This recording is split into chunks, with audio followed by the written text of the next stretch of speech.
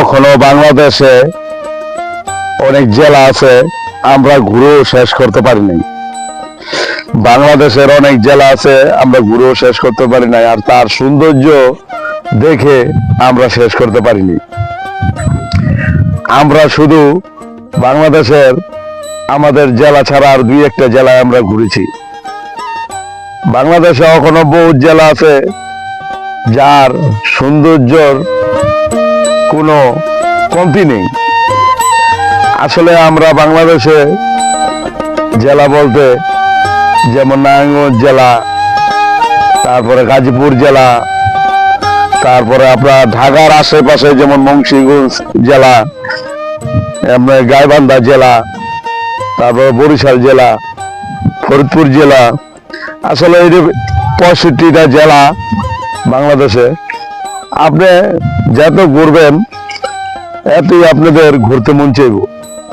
সৌন্দর্যর কোনো শেষ নেই।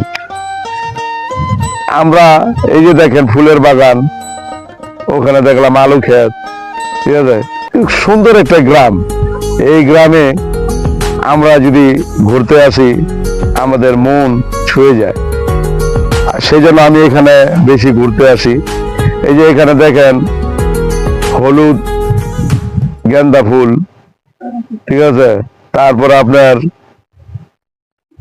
সব ধরনের গেন্দা ফুল আছে এখানে। এই যে দেখেন লাল গেন্দা ফুল, দেখছেন। আসলে ভাই সৌন্দর্যর শেষ নেই, সৌন্দর্যের কখনোই শেষ হতে পারে না।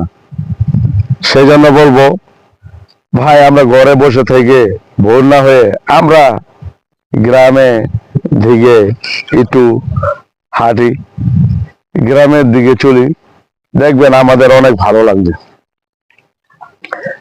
আমাদের অনেক ভালো লাগবে, গ্রাম অঞ্চলে গেলে অনেক ভালো লাগবে।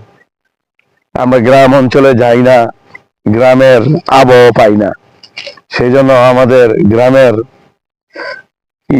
ভালো লাগে না। সেই জন্য বলবো বন্ধুরা, আমরা সবাই গ্রামে যাব, আনন্দ করব, দেখব, পিকনিকের মতন বানাবো। আসলে পিকনিক শুধু বন্ধু বান্ধবের সাথে পিকনিক হয় না, নিজের গার্জিয়ান ফ্যামিলির সাথেও কিন্তু পিকনিক হয়। নিজের ফ্যামিলির সন্তান তাদের ছেলে মেয়ে নিয়ে একটা পিকনিকে আসলেন, আয়সা ওখানে খাওয়া দাওয়ার আয়োজন করলেন, ভালো লাগবে, ঠিক আছে। তো বন্ধুরা, আমি এটা বলতে